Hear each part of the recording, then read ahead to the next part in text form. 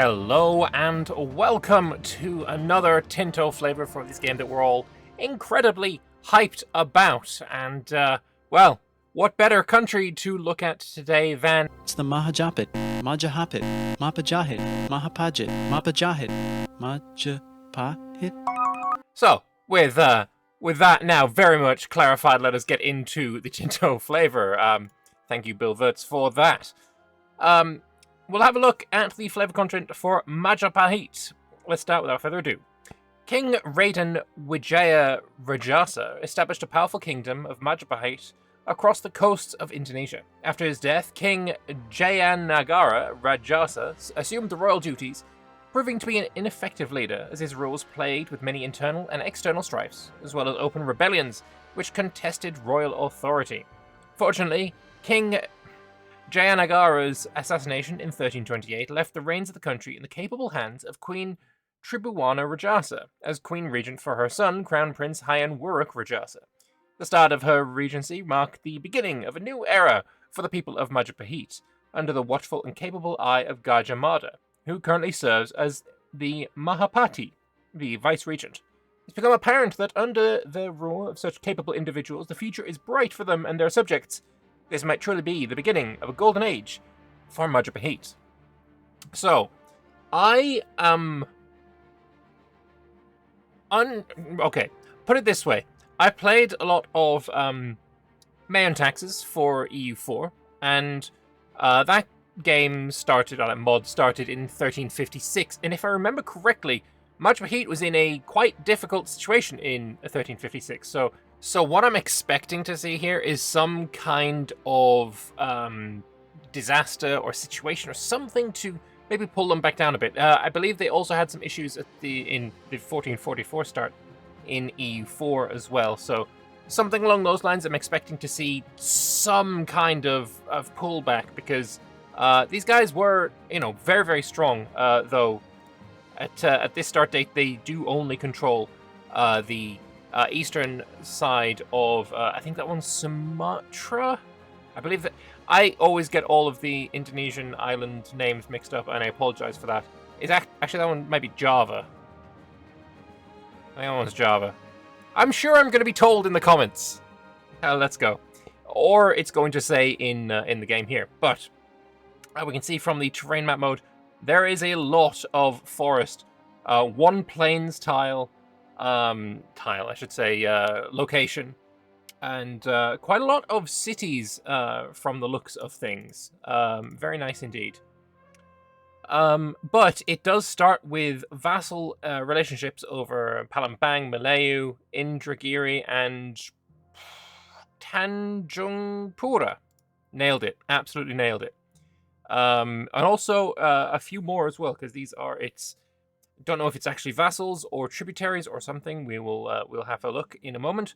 But you do start with 2.7 million population. That's quite analogous, or I guess equal to something like Naples has roughly that amount, if I recall correctly. 25,000 manpower to start the game, 40 ships, 32 tax base, 32 lovely urban centers. Also, 80-70-80 as stats is very, very good. They were not wrong when they said that she had capable hands. Very nice indeed. Also, 100% Hinduism. Impressive. Alright, so, starting diplomatic situation with all of its subjects. It also has Bangai, and then another one over here as well. Very cool. So, our starting situation, our government reform must be one that gives us an extra one, otherwise, why would we have three? The Kshatriya, Brahmin, Vaisya, and Sudra, so it's got the Hindu caste system. I mean, it is Hindu, so that makes sense. So, the Mandala system reform doesn't give +1, so why are we getting another one here? Why we got 3 if this doesn't give +1? Interesting. But it does allow you to have tributary subjects, give you some monthly legitimacy, and progress to decentralization. The Mandala is a system of power in which independent city-states swear fealty. Is it spelled wrong, or is this a different spelling of fealty? Either way. To the leader of the most powerful of them. Stemming from the Dharmic and Buddhist worldview, the basic idea is that power emanates radially from a center source and thus each of the polities is a source of power locally, but their power in turn radiates from the central, most powerful source. Gotcha. Here we have the Office of the Mahapatih, giving the extra government reform, as we said. It's also a unique admin system policy, the Office of the Mahapatih. So we have antagonism change modifier, which is quite nice to have. As the equivalent of a prime minister, the Office of the Mahapatih holds tremendous influence in our political sphere. As the second in command, the office holder is deputized with overseeing critical affairs of the state, such as military expansion and smooth operation of the government. Speaking of the Mahapatih, Majapahit starts with Gajah Mada as the head of the cabinet from the very start of the game, and he's 80, 80, 90, so incredibly capable guy. He can do basically whatever job in the cabinet you want him to. These are really, really good stats. What I will say as well is starting with the head of the cabinet is actually really good. Because to appoint a cabinet member, you're first spending some money. And it's a proportion of your tax base, I believe, or a proportion of your income, something along those lines. So at the start of the game, it can be quite cheap, but later on, it does get quite expensive. And you then spend that same amount again to promote one of your cabinet members into the head of the cabinet. So this is just basically taking 2 lumps of money that you would otherwise be spending away. And, so you start off with a little bit more money than you otherwise would, which is, it's kind of nice. Hopefully at 47 he lives a long time. So, we have a few advances. This is a ship, not an advance, but I assume there is an advance that gives you the Jong. What difference this is compared to a regular light ship, I don't know, but it's there. We have the Boo Boo and Jala unlocking the Boo Boo building, but not the Jala building? I don't know what a Jala is. This is a new icon I have never seen before, but gives you some fish output. Very nice. And some of the most efficient fishing techniques are employed in local fish traps, known as Boo Boo. Woven softwood, such as bamboo, they are tended to by experienced fishermen in strategic locations, such as river mouths, and employed intricate techniques to maximize their catch. We also have Home of the Sea Nomads, unlocking the Kabang ship. So yeah, I have no idea where the Jong came from. No, not a clue. Not a clue. Used widely across the entirety of the Indonesia. Okay. The Kabang is a versatile ship of medium size, often crafted from a single piece of wood. Beyond its role as a transport of people and goods, it's come to be synonymous with sea nomads. These folk consist of populations of peasants and fishermen who use the tide and monsoons to migrate from port to port, making a living off the sea. And we have stats for this, and again, it's a transport, so not really something you want to use for combat. It does have 3 cannons on it, though. But either way. We also have the Bajang Ratu Gate, ceremonious gate of magnificent proportions. The Bajang Ratu follows the architectural design of a Kandi Bentar, or split gateway. Using high-quality red brick, the gateway is akin to be one of the tallest constructs across the Majapahit domain. This usage is vital as the structure is used for grand ceremonies of religious and political nature. Yeah, we're getting new icons. I really want to know what these are now. Diamond, square, and circle. Yes. It requires these. Wait, is this supposed to be like city, town, and rural? No. Oh, I think it is. I think that's what it's supposed to be, and I don't like it at all. I hope this is temporary, because what we had before looks just way better than this. I can't imagine this is permanent. This looks terrible in comparison to what we're used to. But also you can build the Bajang Ratu in any, but you want to build it in the capital. Okay. That gives prestige and tolerance to the true faith, fair enough. We have the late Karambit warriors, armed with rudimentary armor and their trademark blade. These warriors rely on mastering speed, frosty, and fluent movements. They excel in close combat, where the Karambit's curved blade is extremely efficient at slashing, hooking, and gutting opponents. The adoption and proliferation of new formations and combat maneuvers has turned these warriors into a fabled armed force, feared throughout the archipelago. We have their stats here. Is anything standing out as being especially incredible? I don't really see anything. Maybe move speed is a bit more. I don't know. Combat power of 1, probably nothing too super special there. We have the Maritime Silk Road in the Age of Discovery, giving a little bit more trade efficiency. Obviously, trade efficiency is a very, very good bonus to have. We have, in the Age of Reformation, the Madurezi Gali, which unlocks the Madurezi Gali ship. The people that populate the Madura Strait have come to serve in our navy. Their naval prowess and great shipbuilding skills have given rise to a new kind of vessel, the Madurezi Gali. A large ship, it's used for offensive and Voyager-adjacent tasks, as it will soon compromise the backbone of our fleet. It is a galley, and it has stats. Yeah, it's really, I wish they would say, compared to the median, this is what this has. Because this is not very useful to me. Either way, as you can see, Majapahit is quite a maritime power. Let's take a look at the narrative content from Majapahit, which has a bunch of interesting events. So, Gajah Mada's Sumpa Palapa. Those are words. In a move that's been mocked by his political rivals, Gajah Mada has proclaimed his official oath to cease the consumption of luxurious sustenance and the enjoyment of culture and entertainment until he successfully subjugates the entirety of Indonesia.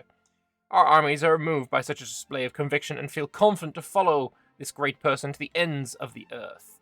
So, 20% extra morale, 10 siege ability, and 5 discipline. Holy, that's very good.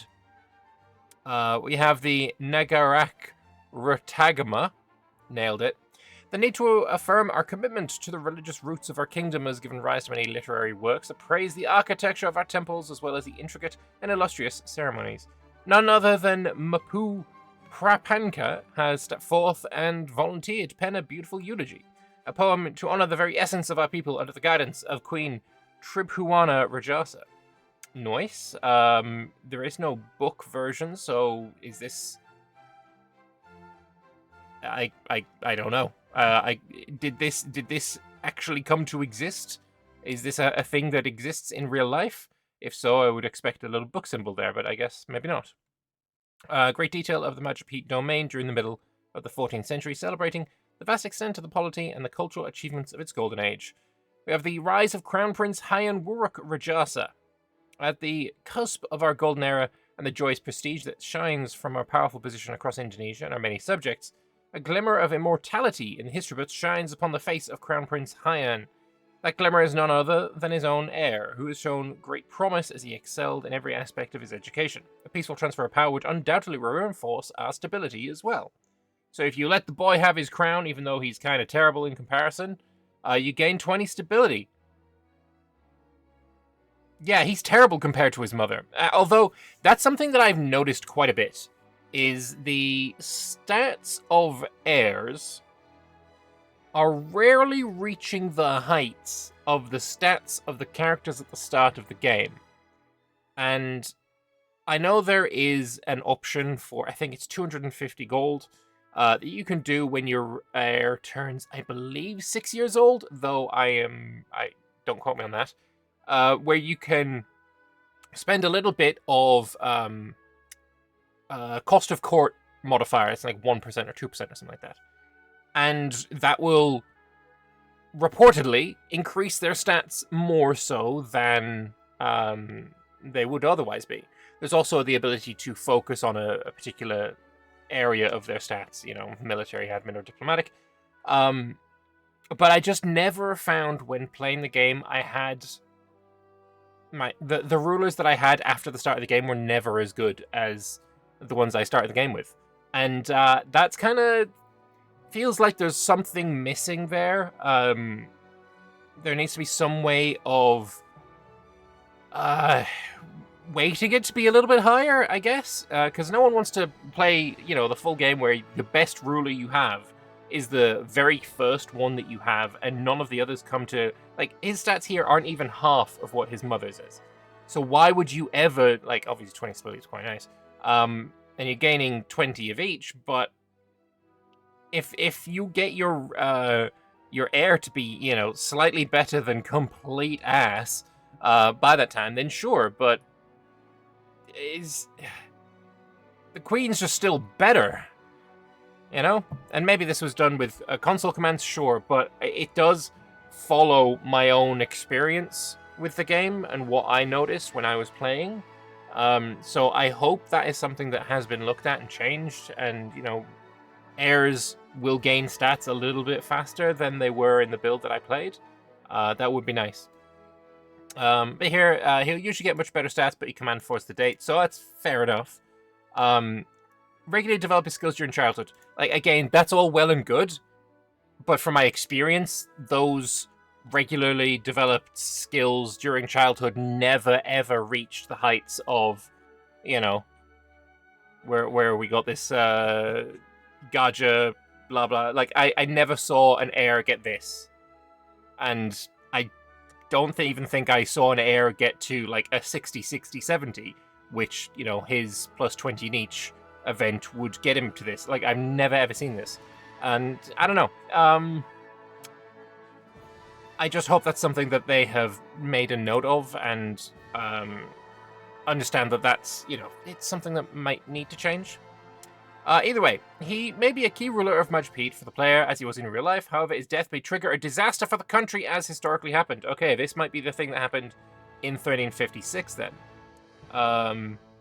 He's the ruler... Actually, he's the ruler until 1389, so maybe the disaster in Mayor and Taxes happened after his death. That may, like, I'm vaguely remembering a mod that I played like 7 years ago. As in, I played Majapahit 7 years ago, or whatever. One of the greatest rulers in the history of the Kingdom of Majapahit, King Hyan Wuruk, has passed away. Whispers in the dark and amongst our subjects have given way to demands of autonomy at the face of our waning authority. At such a pivotal moment, we must exert strength and keep our neighbours, as well as our people, in line. He was the ruler of the Majapahit Empire from 1350 to 89, led the empire to its height of power, expanding its influence across Southeast Asia with the help of its Prime Minister Gajah Mada. His death in 1389 led to a power struggle over succession. This conflict culminated in the Paragreg War, weakening the empire from within. The internal strife, along with the rise of Islamic sultanates, gradually led to the decline of Majapahit in the following centuries. So, loyalty of subjects goes down, expected diplomatic spending goes up, and you can get rid of it if you have high stability and legitimacy. Okay, and all your subjects have low liberty desire. The passing of our king has sent our kingdom into great turmoil. The turbulent period may last many years, and those who once bowed to us may rise up and dispute our authority. Disputed succession and the decay of our Majapahit power are some of the issues that must be reversed immediately. It's not the only curveball that Majapahit may have to face, as an old friend is returning. Yeah, this is the one from EU4, just base vanilla EU4. Majapahit Kingdom is in its death throes. Once the center of a vast network of vassal kingdoms and tributary states, Majapahit now has little power beyond Troyulan. Merchants are increasingly visiting our Sunni rivals, and the religion is slowly entrenching itself in the north of Java. Worse, internal struggles over the succession threaten to tear the remnants of the kingdom apart from the inside. So, conversion speed minus 25%, you get minus 15 power projection, and it will last, 3-4 years, whatever, 3 years. And, no, not 3 years, 30 years. My apologies. So, yeah. Our state is not as prosperous as it used to be. Internally beset by dynastic conflict, this moment of weakness is sought after by many rival states, waiting for the chance to rise where they could encroach on our frontiers. Now the rise of Islam in Indonesia, we could soon fall out of relevance. Big sadness.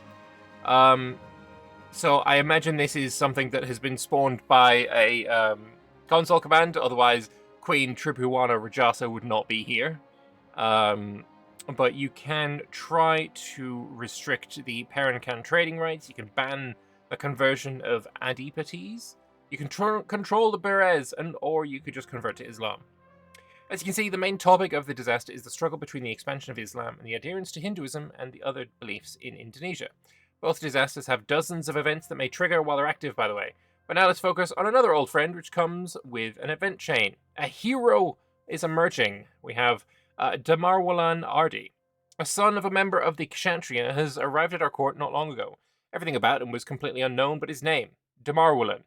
He served as a stable servant, but soon the rumours of his natural beauty reached the Prime Minister's daughter, and there are few fires harder to extinguish than young love.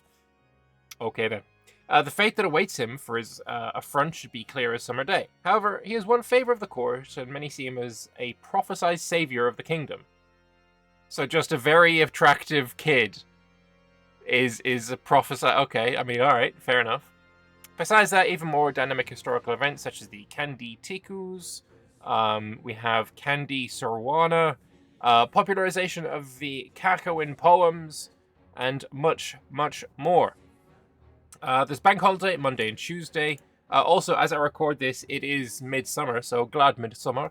And hope you guys are having a good, not winter solstice, summer solstice. But we have continued to talk about the Guelphs and Ghibellines, which is something that I experienced when I played the game as both Florence and also as Naples and also as Milan. I played a lot in Italy. Yeah. And then on Friday, we're getting flavor about Milan and Naples. Fantastic. I played both of those, so yay! I have a unique perspective that I can offer. That's fantastic. But let's go and have a look and see if there are any comments from the developers.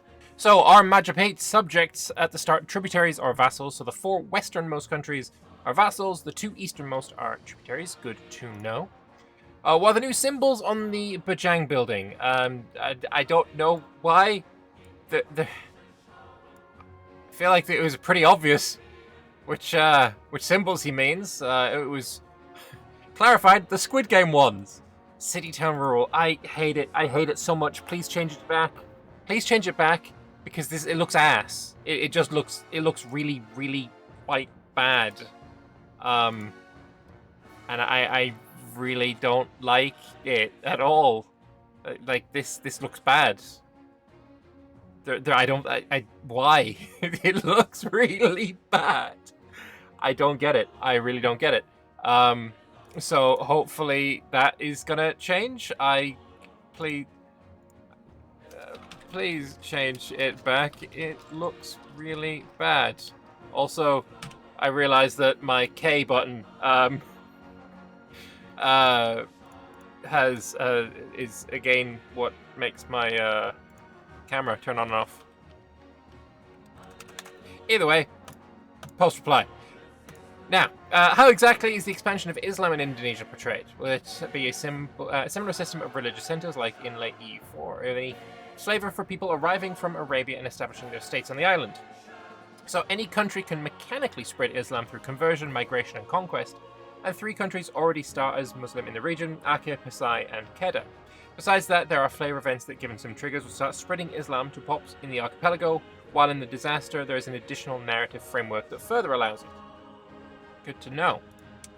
Do other tags in the region get a disaster for the spread of Islam? As of now, it's unique. Maybe in the future they can make something more comprehensive, and I hope they do.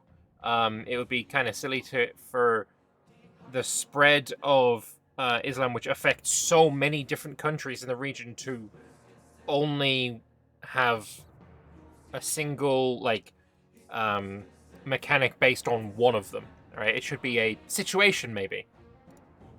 Only question in this relation to the dev has to do with the Ring of Fire. Will there be any scripted eruptions of Mount Tambora or nearby volcanoes, or will you leave it to random chance? So there is more on that in the forthcoming Tinto Maps feedback. Indonesia is the next region in the schedule, which is also related to the next question. Shouldn't there be more religious minorities in Majapahit? It is pending. So we're going to be getting more religious minorities. You know, at the moment, Majapahit is 100% Hindu, which is not realistic. So that is going to be coming. Is there any content for the Sudanese-Java conflicts? Yes, there is. How is the syncretism between Hinduism, Buddhism, and local religions handled? So they want it portrayed at the pop level, but it's more difficult to do at the religion level. A number of Islamic sultanates did claim legitimacy from Majapahit and claimed they were related to the former ruler's family, even if they had converted to Islam. Is there any representation of that? He doesn't think so, not 100% sure. and there will be content for if Majapahit survives. There are some for after the 1500s, but not much after that. Mostly relies on base game mechanics and flavor, which is okay. I do think that while for release, sticking to, for the most part, Romans not included, historical content is the way to go. I think if you go further than that, post-release DLC situations, I do think alt history is why I play these games. I like alt history quite a lot. As soon as you unpause, the game becomes alt history. So definitely hope to see more of that in the future. And then, which Hindu sect or branch does Majapahit start as? It is Shaivism. Very nice indeed. So, Majapahit, as far as countries in East Asia come, or Southeast Asia come, I think Majapahit is probably the one I would be most likely to want to play. If we have a look at others in the area, I know Palembang is a fan favorite. Brunei, I think would have been, but I don't know if they exist at the start of the game. And also, I think it was Moro. I got a message from one of the people who is playing in the beta while I was doing my own playtesting. And I was recommended one of these tags here. I forget which one, but they had a lot of fun playing as those. So maybe something over there would be cool. But yeah, Majapahit seems like the pick in the region. So certainly something to keep an eye out and look out for and have fun with. But I would like to know your thoughts. What do you think of Majapahit? Mahapatih? Let me know your thoughts in the comment section below. I'm always excited to read them. Subscribe to the channel if you haven't already, and I will see you for the Tinto talks on the Guelphs, the Ghibellines, and all of that on Wednesday. See you then. Bye-bye.